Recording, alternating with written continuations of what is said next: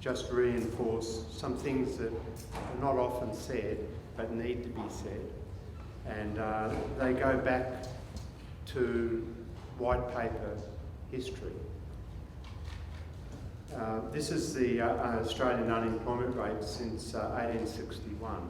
The red isn't a particular colour, it's just to emphasise that this was the full employment period that marked the period after the white paper was accepted and policies were enacted to put it into place. And you can see that the unemployment rate is, apropos of what John said, was very rarely above 1.5%. 2% was quite abnormal. And what the white paper basically established in a conceptual basis was what I call the full employment framework. Three components. One was the economic component, which was this economic pillar, which was the commitment to full employment. It was unambiguous. It meant that the government would stand ready to spend and adjust interest rates and other monetary policy settings, other economic policy settings, to make sure that there was enough spending to generate enough jobs to meet the desires of people for work. And it was completely understood that employment was a function of total spending in the economy. And if there was insufficient spending, then the employment would fall. If the private sector wasn't willing to spend enough, then there was only one sector left, and that was the government sector. And it duly did that in a more or less efficient way and maintained. That's the reason we had the red segment of the unemployment history. There were other things that it did in the economic pillar. It was a strong public employer, and the public employment was also the major part of our training system, the skill development system. The private sector was never big in Australia developing skills. It was always the private sector through the apprenticeships, in the big infrastructure departments, housing, roads, transport, those sort of departments. And at the end of the day, the government stood ready to be an employer of the last resort. You could always get a job when I was a kid in a number of different government areas, whether they be the railways, in local governments, parks and gardens, a whole range of areas. You could always get a job on any day. You could go down to the Spencer Street rail yards in Melbourne and get a job. Any day that you didn't have a job, you could get one. And what the government did was it acted as a mediator in this period between the class struggle. It saw its role as not being pro-business, not being pro-worker, but pro-society, pro-community, and mediated the tensions that Victor alluded to previously. It had a redistributive pillar, that if someone did miss out on a job and couldn't get one on a particular day if they weren't in a location, then they could get some income support which tided them over for a short period. The dole was only meant to be a very short-term support, not permanent income support. And it also had this collective pillar I call, the rights of citizenship, that the government believed that it was doing this because we had intrinsic rights as Australian citizens. And these things, if you read the white paper carefully, you can elicit those things. This graph here, and it's just tells you the blue bars are when the federal government's running a deficit in history. And what you learn is that for the majority of our history, the federal government has run a small deficit continuously. And it did that because the non-government sector wanted to save a little bit. Well, that all fell apart in the 1970s. And it had been contested. The employers, as Victor demonstrated, have always hated the idea of full employment and the role of the government as being a mediator. And in the 70s, there were the oil crisis occurred. There was a major ruction in supplies, in cost structures of economies as oil prices went up, and that gave the Conservatives their vehicle to delegitimise that Keynesian era of full employment, and that was the start of what we now call the neoliberal period. And so we no longer have full employment commitment, we have a commitment that John Howard called full employability, that you prepare workers just in case there's a job for them, not a responsibility to ensure there's enough jobs. And of course, all of that has accompanied this fetish against budget deficits. The idea that fiscal surpluses are virtuous and that fiscal deficits are somehow evil. The redistributive pillar has become a pernicious system of oppression, and the sort of things that John Falzon talked about. The ostracisation and the accusations about those who are disadvantaged. And the collective pillar has been abandoned. We really don't have rights as citizens anymore. And the glowing, the glowing example was one of our citizens was locked up in a jail in Cuba. And we now have this concept of mutual obligation, and which is only really one-sided. The government's abandoned its side of the deal. And these two periods, full employment period and the full employability period, coincide with two distinct visions of the way we see the economy and ourselves within it. The left-hand schema is the neoliberal schema we live in now, where the economy is a deity up there, and that the planet and the people have to serve as sacrificial type relationship to it. And if the economy gets sick, we're to blame for it, and we have to sacrifice and give up our prosperity on behalf of the economy. And there's a whole range of mystical elements about this natural thing we're calling the economy, as if it's something separate from us.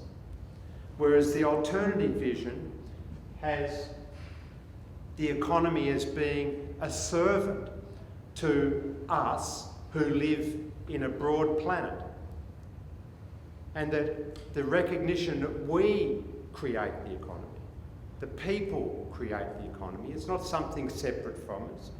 It's not something that can get sick in a way that requires us to be unable to do anything about that, other than to sacrifice and give up our prosperity. The Full Employment White Paper taught us that we run the show, and our delegated agents are the government, because sometimes the government is better at doing things that we can't do. And the transition from these two visions occurred when we abandoned that full employment vision. And the government turned from being a mediator to being pro-business. What was the first thing the Labor Party officials said in Britain a couple of weeks ago when they lost the election? The Labor Party has to become more pro-business. That was the first thing the senior officials said. We've got to become more pro-business. Well, that's more of this left-hand vision. That's more of this deification, this sacrificing for the economy, which is code for the corporations. So what can we do about all of that and to restore the vision of the full white paper on full employment? Well, there's several things, and I'll just give a couple of these things. First of all, we've got to reframe the debate about how the monetary system operates. And what I mean by that is, in shorthand, we've got to start realising that fiscal deficits are normal. Small, ongoing fiscal deficits are the normal operation of a monetary system. And until we get back to that, the government will not have the capacity to maintain full employment. We've got to learn that the capacity of a currency issuer, which is what our government is that it can never run out of money. Joe Hockey was on the radio the other day saying, we've run out of money. Well, no, we haven't. That was an outright lie. The federal government can never run out of money. It's got as much money, it can buy whatever's for sale in Australian dollars whenever it wants, including any idle labour that would be available for purchase in Australian dollars. It can never run out of money. And that's not the same thing as saying it should spend willy-nilly. There's an amount that it should spend each period, and that's dictated by the shortage of spending of the non-government sector that would be shortfall on what you need to create enough jobs for everybody. As John alluded to, we need fundamental financial market reform. We've got to take back the power and eliminate all of these products that do nothing for human welfare. 98% of financial transactions are unproductive. They do nothing to enhance our well-being. There's only about 2% of speculation that actually helps the manufacturer who's got to shield against exchange rate movements, for example. And the final thing that I've advocated for, well, all my career basically, since the 70s, is that we've got to go back, in my view, to the white paper vision, but be even more explicit about it. Because what would the white paper operationalised was an implicit job guarantee. That full employment meant that anybody really could get a job very quickly. Sometimes there was unemployment for a period, typically when private investment fluctuated and the government spending didn't come in quick enough. But it meant that anybody could get a job. And it meant that we understood that unemployment was a systemic failure of the economy to produce enough spending.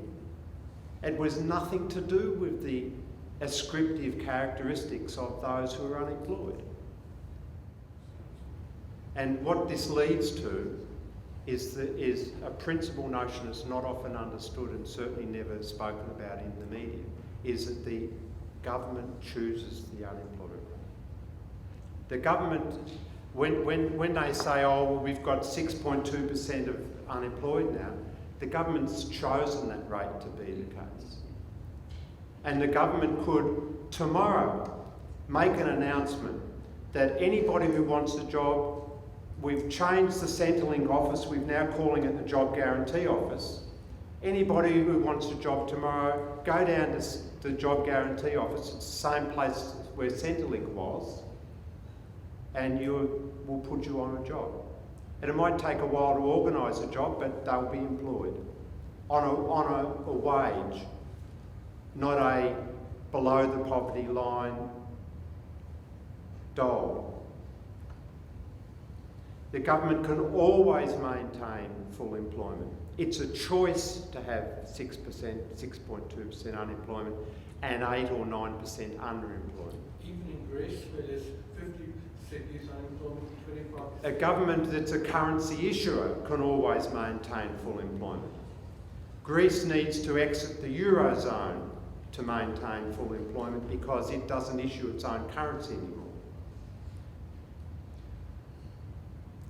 And we've got to understand that government fiscal balances, otherwise known as budgets, are nothing like household budgets.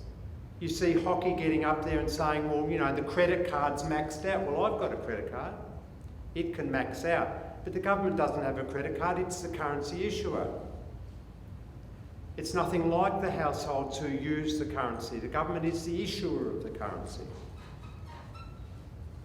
And so Coffee has long-term advocated a job guarantee, basically an unconditional job offer in the public sector to anybody who wants to work at a fixed minimum wage, which would be a socially inclusive minimum wage, not a below the poverty line minimum wage, that would allow for non-wage benefits such as superannuation, such as childcare, such as training opportunities.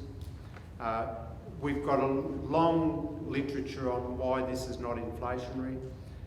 There's no financial constraints presenting that, and we've done a lot of research on the type of jobs that could be created and where they could be created. Surveys of 140 local government agencies, for example, and there are hundreds of thousands of jobs waiting there to be filled if the federal government was to use its fiscal capacity to fund them. Every day I walk down the streets, I see thousands of jobs that are not being done that could be done. And I'll leave you on this note. This is from John Maynard Keynes. The conservative belief that there is some law of nature which prevents men from being employed. That's the vision that I put up on the left-hand diagram, that there's this natural vision, natural state that we just have to accept and sacrifice to. That prevents men from being employed. It was a historical time when women weren't tend to be employed. That it is rash to employ men and that it is financially sound to maintain a tenth of the population in idleness is crazily improbable. The sort of thing which no man could believe who had not had his head fuddled with nonsense for years and years. And I think back to the end of my high school days when we put a person on the moon, an incredible technological feat in that period of our history. And we now have federal ministers for employment saying we can't create enough jobs, for God's sake. And the tenth of the population that John Maynard Keynes was talking about, we've now got more than 16 or 18% of our willing, able, working population, working age population, who want to work, who in one form or another are not able to work because we're running this ridiculous obsession, both sides of politics, with fiscal surpluses. And even though they can't achieve them, and the reason they can't achieve them is because the attempt to achieve them undermines their economy and cuts their tax revenue. And until we get over that, and I'm hoping every one of you now go out and learn more about the way the monetary system operates, and goes out and, like phalanging out into your social networks, telling them that the government has to start running fiscal deficits at this time to create full employment. That's all that we'll talk about, or I'll talk about.